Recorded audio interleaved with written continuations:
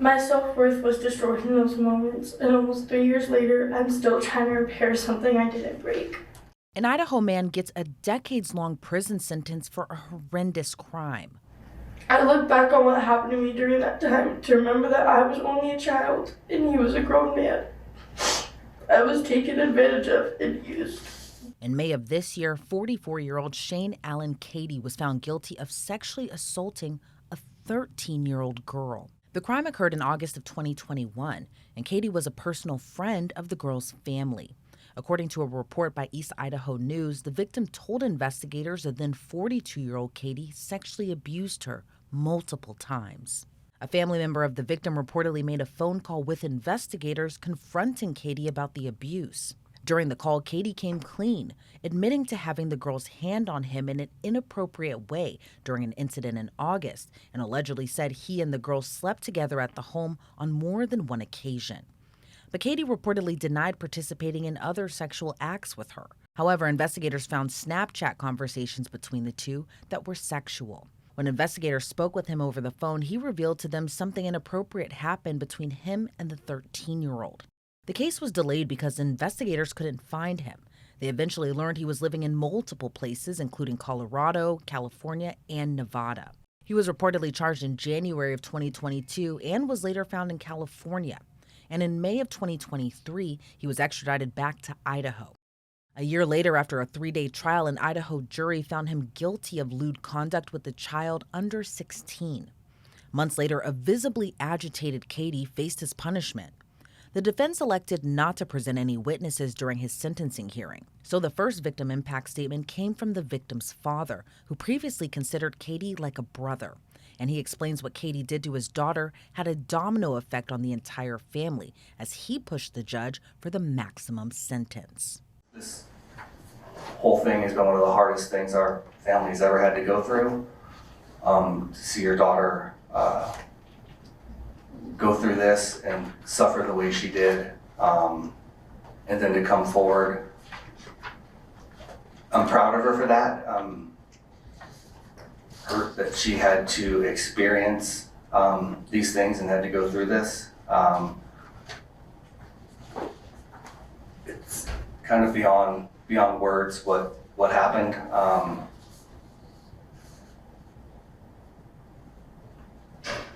I've known Shane. I've known him for 12 years. Basically, he was a friend of the family, a brother, as you could say. But to have this happen, I just our family, I just feel very violated. Our trust now with other people and especially other men that come around the house we're very skeptical of them. We don't want to trust them. And that's been a direct result of this happening to her. Other than that, I hope for Mr. Cady's sake that he is able to get the help that he needs to, take responsibility for his actions. And I hope our family can move on from this. Super strong, and I think this coming to a closure is gonna help her tremendously. Then the victim's mother spoke in front of the judge as she gave a tearful statement about her daughter still struggling with PTSD. I feel like Shane took advantage of our kindness, because we always welcomed him into our home. And after the reality of what happened had settled in, I felt like my kindness became my weakness, because if I hadn't been so kind, maybe none of this would happen. And I had to struggle with the guilt as her mom and shame that how could I have been so stupid and naive and so trusting that I couldn't protect her from this happening. And it ruined my trust. Everybody that we met became a potential threat. I couldn't even let my brother-in-law or my nephew, who helped raise stay the night in our home anymore. They had to get hotels. And having to watch my daughter, who was already struggling with just normal teenage emotions and hormones, now struggle with this and PTSD, waking up from nightmares, shaking and screaming, and I couldn't hold her because not only did she want not just any male to touch her, she didn't want anybody to touch her at all, so I couldn't even comfort my own daughter. It even tainted going to say goodbye to my father, who was dying of cancer. It even ruined such a private moment when my dad reached out to Tiffany to try to hug her, and she stiffened up and pulled away. And that was a direct result of because of what happened. And watching all my kids suffer in different ways with guilt of maybe if I would have been home, or my oldest daughter told me maybe if I wouldn't have been acting out, maybe none of this would have happened. And even my younger ones, who are now 13 and 14, still extremely scared of the dark. And my 13-year-old now has facial tics because of high anxiety and still won't sleep in the bedroom or in a bed by herself. She has to sleep with her little sister because she's so terrified that a man is going to be under her bed.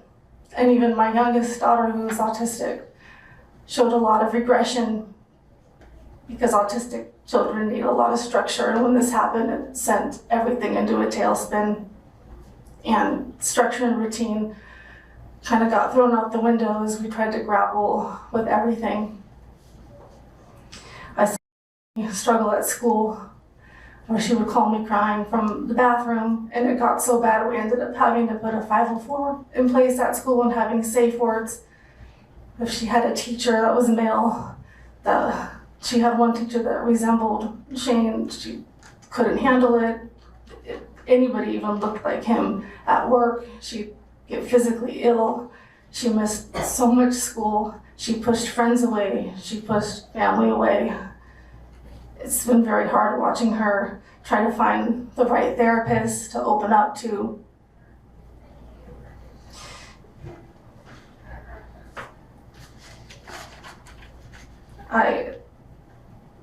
I just hope that he gets the maximum sentence, just because he doesn't take any accountability for any of his actions or show any remorse.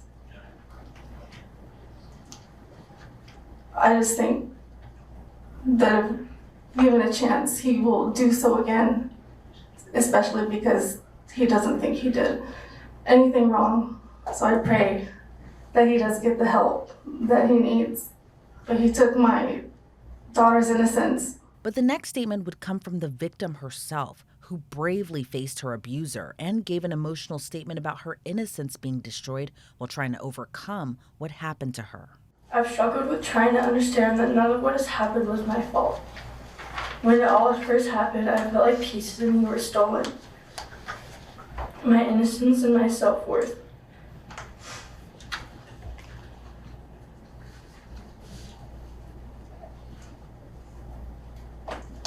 My self-worth was destroyed in those moments, and almost 3 years later, I'm still trying to repair something I didn't break.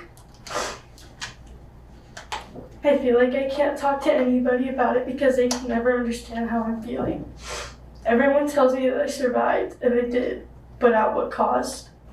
My friendships with the people I'm close with were affected so severely, it's hard for me to be around them anymore.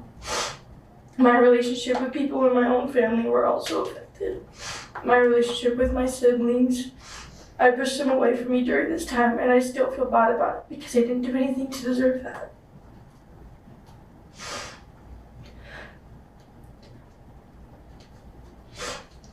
It's hard for me to hug my own father, grandfather, and uncles because all I can feel are his hands on me. As much as I want to be able to talk to my mother and father about what's happened, it's just too hard for me because the looks on their faces kill me inside. It hurts that my parents feel like they are the ones who should take the blame for this.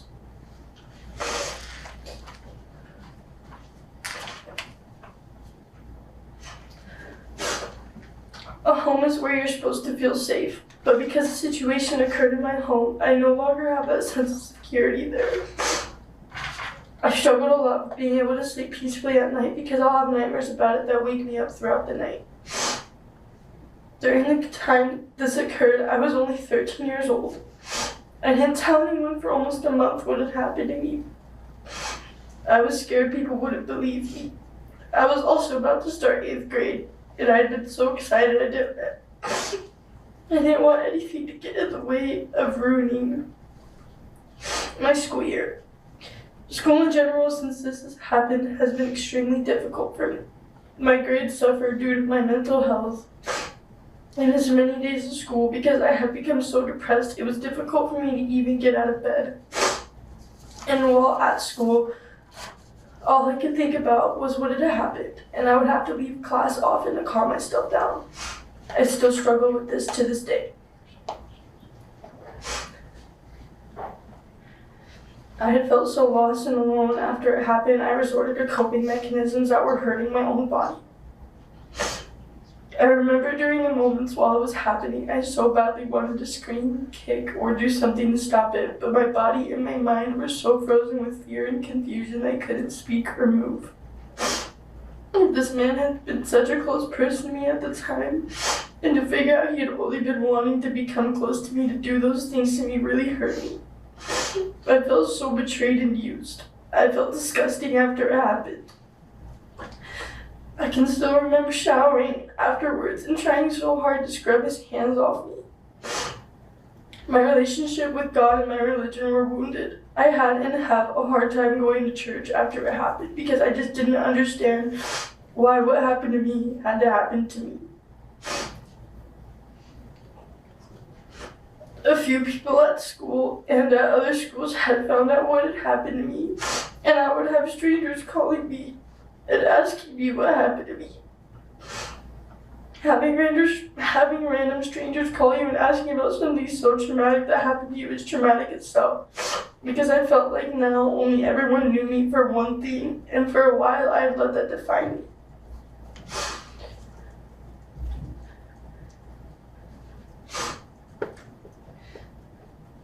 So sometimes it feels like that's the only thing that does define me. Another thing that was hard was having to go on stand in front of strangers and go into detail about what happened.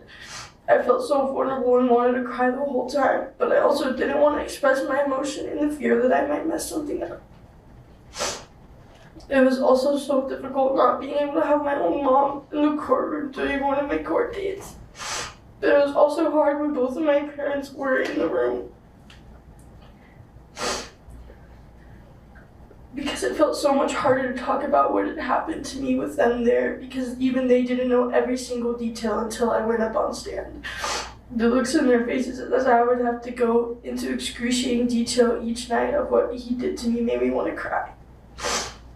I look back on what happened to me during that time to remember that I was only a child and he was a grown man. I was taken advantage of and used.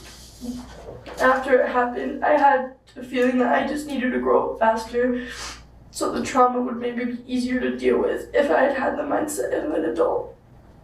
I wouldn't wish this upon anyone.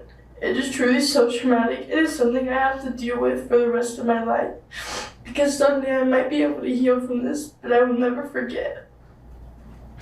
And my 13-year-old self will always be in the back of my mind, from when I would lay on my bedroom floor crying and screaming into pillows, or from when I would be crying in the bathroom at school because I had kids asking me what happened, or from when the boys in my grade would text me asking if it felt good.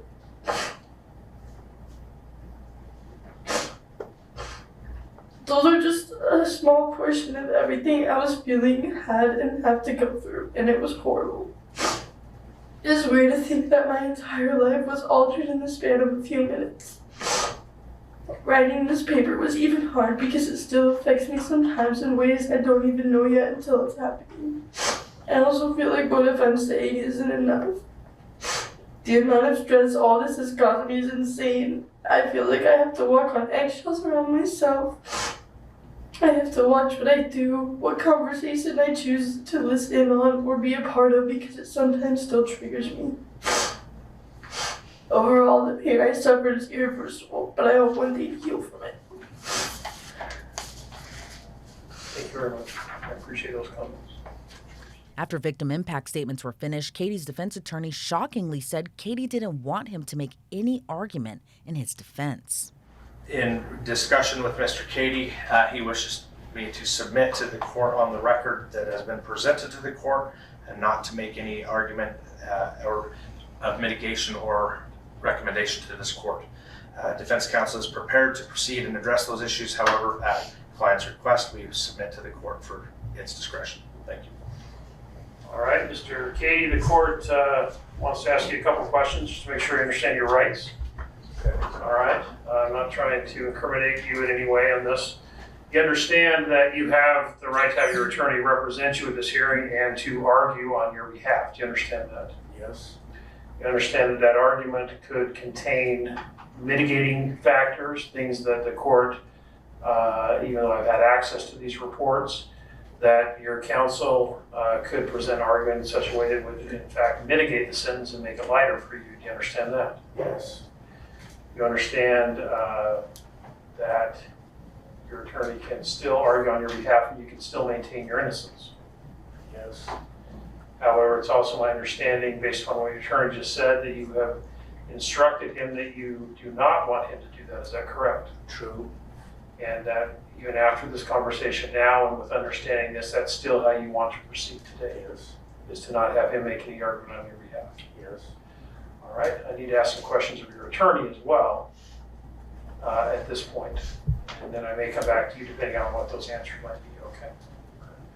Mr. Gustavus, you understand that you can, well, do you understand all the questions I ask of your client? Yes, Your Honor. You understand that you can still present argument even though he has asked you not to? I understand it. And that you're making that decision after consulting with him and as well as considering your own ethical obligations and considering this in the best way to proceed? Yes, Your Honor. So it's you're going to waive any mitigating any argument as to your client's behalf? Yes, Your Honor. Okay. Mr. Cady, do you have any questions or concerns about anything that your attorney said or that the court has asked you of today? No. And it's my understanding you wish to waive any mitigation argument and just have the state argue and the court pronounce sentence. Is that how you want to proceed today? Yes. Even though you understand you have the right to do all of those things? With no argument to be made, the prosecution then painted a picture to the judge of several instances where Cady refused to take accountability of his actions and assign the blame to others. As I read the pre-sentence investigation that under the defendant's version, he stated that in 2000 he had an ex-wife that was mad, made a report to get him in trouble. In 2004, he was getting stolen property, but he didn't have permission to be on the property to recover his property. By 2012, he was accused of abuse. There was no evidence. And then 2018, an ex-girlfriend assaulted him. He called the police, but he was blamed. So it seems that theoretically a lot of things happen, but they're never his fault. I noted that when I reviewed a little deeper that Mr. Cady has been twice divorced. A third long-term relationship ended. Those relationships resulted in 3 children that he has no contact with at this point. And in reviewing his write-ups on those are also the results of drug users and junkies and not his fault. The defendant served in the U.S. Marine Corps, but was court-martialed and dishonorably discharged. And I'm sure at this point that was also not his fault. To the PSI interviewer, there were reports of bias by the judge and a jury of 12 strangers. Obviously, again, someone else's fault. It makes it difficult to some extent, to deal with the case and the recommendation, because as I read the psychosexual evaluation, it was, I'll say relatively, under the circumstances, relatively favorable. Moderate risk to reoffend at worst. But that can't even be believed. Because again, you've got a defendant who, for whatever misdeeds or downfalls he has faced, it's always someone else's fault. I have a lot of other things I could say, but the reality is I don't know that there's a lot of value in those, because again, there's the problem with there's a certain degree of honesty that I believe was lacking in the PSI report. And I would say it's the worst type of dishonesty. We see defendants in here come in and day out that are willing to lie to the court, lie to counsel, whatever it takes to remain free. I even to some extent understand the impulse. I think the worst lie that one tells would be the one they tell themselves when they're unable to accept the consequences of their own actions. But here we are. So the state in this situation would recommend a 5 years fixed and imposed plus 25 indeterminate. In speaking to the victim, the state would request that the NCO, the no contact order, be extended to 35 years. The state would request 30 days to file a motion for costs, but at this time, I'll say for additional costs, because at this time the state would request an order for $2,000 for the cost of the psychosexual and other sentencing evaluations that we have received at this point. Cady refused to address the court, but when asked if he was satisfied with his representation, he muttered one simple word: no. Despite being unsatisfied with his counsel, the judge moved into sentencing and even echoed some of the state's sentiments that Cady showed no remorse for the horrific crime before sentencing Cady to decades in prison. Mr. Cady has continued to maintain his innocence. However, based upon the verdict of the jury, it is the judgment of this court that you are guilty of the crime of lewd conduct with a minor under the age of 16. I have carefully reviewed the record in this matter. I have reviewed both the pre-sentence investigation report as well as the psychosexual evaluation. I have listened to the statements of the victim impact statements that were given. I was the judge also that conducted the trial. I listened to the state and have considered the objectives of criminal sentencing adopted by the Idaho Supreme Court. Those objectives this court must consider. That's of the case of the state versus Toohill. In that case, I must consider protection of society, deterrence, rehabilitation, and punishment. I've also carefully considered the criteria out of Code 1925-21 relative to the question whether I should place you on probation or confine you to prison. In this case, this court, even though the defense has chosen not to present mitigating factors, the court has done so, and I will make comments on those both aggravating and mitigating factors in this case. Perhaps I'm going to address the aggravating factors first. Both the victim impact statements of mother and the victim in this case talked about stolen innocence. That's exactly what this case is about, in the fact that Mr. Cady stole the innocence of a 13-year-old girl in a way that he took advantage, or Mr. Cady took advantage of the victim in this case in a sexual manner, and that those actions have caused consequences. Consequences both to the family. They talk about how kindness has become a weakness. They felt that they were being kind to you and that you took advantage of that kindness and sexually assaulted their 13-year-old daughter. The jury listened to the evidence and found you guilty of the crime.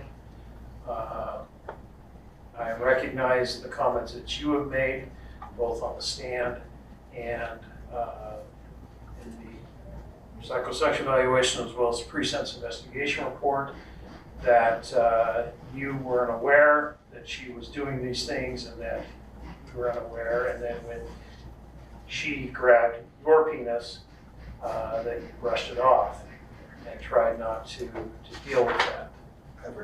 The fact of the matter is, even if that were to happen, you didn't handle things appropriately. In that case, you should have handled it differently than you did, and you chose not to.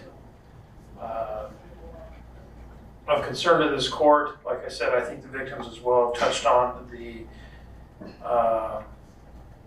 trauma and the effect on their life. The court has to consider that, as well as have to consider the protection of society. The pre-sentence investigation report, it talks about, I'm going to read the paragraph on page 10 of that report. It says, Mr. Cady was interviewed on July 1st at the Bonneville County Jail. Was upset about the outcome of the jury trial, felt that all items of evidence proving my innocence were not presented. Mr. Cady focused on how unfair the trial was and his lack of participation in these sexual acts towards the victim. In the psychosexual report, it indicated that the amenability for treatment was very poor. Mr. Cady perceives himself to be the victim in this case, which is consistent with his self-report regarding prior failed intimate relationships. Since it is unlikely he will effectively engage in any treatment recommended, that avenue of reducing his risk of reoffense appears to be closed at this time. The victim has suffered from lack of self-worth, loss of innocence, and trust in relationships. She hopes to one day heal from the trauma, however, stated, I will never forget. The defendant's lack of accountability combined with his anger and frustration over the situation creates cause for concern over the risk he presents to others and his ability to be supervised effectively. Therefore, we respectfully recommend the defendant be sentenced to a term of incarceration with the Department of Corrections. So the pre-sentence investigator recommends incarceration. The state has recommended a series of incarceration either. Would note in this Mr. Cady a lack of much of a criminal history. There have been some minor offenses. Would note that it appears that the only conviction prior to this was a charge out of Nevada, which was a misdemeanor. Everything else, I think this is your first felony other than that, at least from my reading of the prior record comments. The court only considers that, and so really this would be a first offense. So based on all these factors, and considering the criteria is already set forth in this case, it's going to be the judgment of this court. Should be sentenced to custody of the Idaho Department of Corrections as follows: for a minimum term of 10 years, followed by an indeterminate term of 30 years for a total of 40 years.